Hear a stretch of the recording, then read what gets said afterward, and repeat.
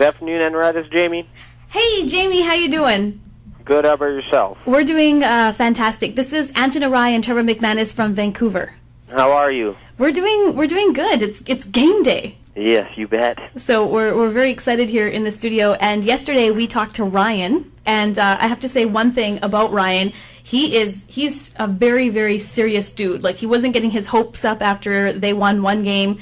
He was very, very stern and serious. He knew the rules, and he was just serious. Well, for sure. He's been that the whole way. I'm a big talker, and I'll talk as soon as we get up one game, but he's pretty laid back and doesn't like to get in my face until it's all said and done. Yeah, we told him, like, it was 8-1 that you guys won. You guys totally kicked Vancouver's butt.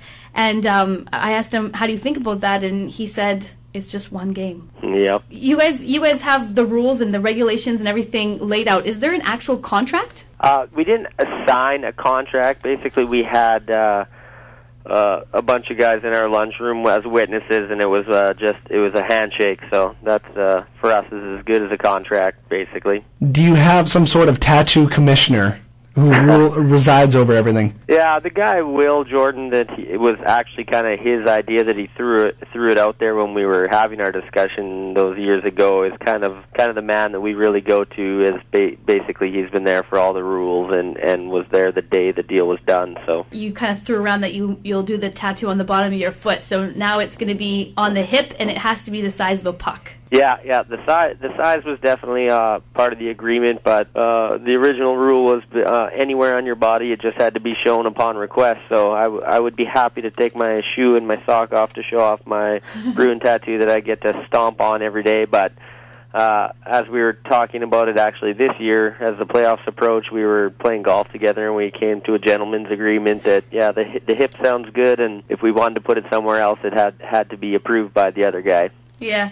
Have you been hearing all this talk about, Vancouverites out in Boston are being threatened not to wear their jerseys and all this stuff, and we're the most hated team? How do you feel about all of that? I mean, Boston's a pretty big sports town, so I can definitely see that they would be that way. And to the other end, Canuck fans are pretty in your face. I've noticed, we like to get out there and support the team and be pretty aggressive with our taunting. So, look at the green man alone. They're the only ones that are actually popular in Boston right now. But anyway, do you realize how crazy this whole bet sounds like from outsiders and stuff? It's been a kind of a surreal experience, actually, because as we've known for the last few years that this is a realm of possibility. It's more sunk in, but it's been pretty funny the response you get. People think we're nuts, and we don't look at it that way. We've had people say, "Oh, anyone will do something for their 5 minutes of fame," but it had nothing to do with that. It was my pride for my team against your team and among friends, and it's exploded into something else. But at no point was it for fame or anything. We do this for the love of our hockey team, basically. Yeah, Jamie, part of the popularity of it and the irony of it is that your two teams are going head-to-head in this playoff run, because you had said 5 years ago, my team is going to bring home the cup before your team, but so ironic that both teams are going head-to-head in 2011. Yeah, exactly, and that's the crazy part about it. It's a guaranteed done deal. All of my friends, whether the majority of them are Canuck fans, but they were definitely rooting for Boston in Game 7 versus Tampa so that we could make this thing happen, and somebody's coming away scarred for life after this. Now, Ryan didn't answer this question for me, or not to my liking, but how is this series going to end? What's your prediction? Well, my prediction from the start was win 2 at home, split on the road, and win in Game 5 because I knew that I was going to Game 5. So I'm going to stick with it, try and get that split tonight, and hopefully witness history 40 years in the making on Friday evening. Nice. So you're going to be in Vancouver on Friday, and I bet you're going to be back when we have the celebrations when they do bring home the cup.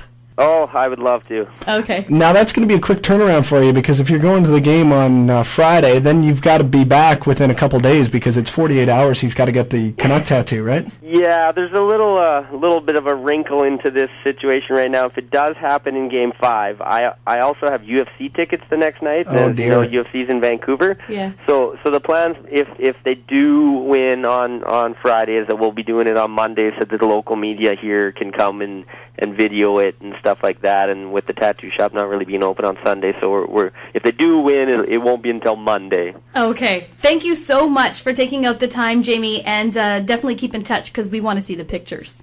Oh, for sure. We'll definitely share with all the media outlets of Ryan and his newly inked Canuck tattoo and me shaving my beard all over it. You rock. Go Canucks, go. Go Canucks, go. You bet. Go Canucks, go. Thanks a lot, guys. You're welcome. And Ryan, he was so sly when we did the interview with him, he slid in a go Boston. Attaboy. Yeah. Okay, thanks so much. Okay, thanks.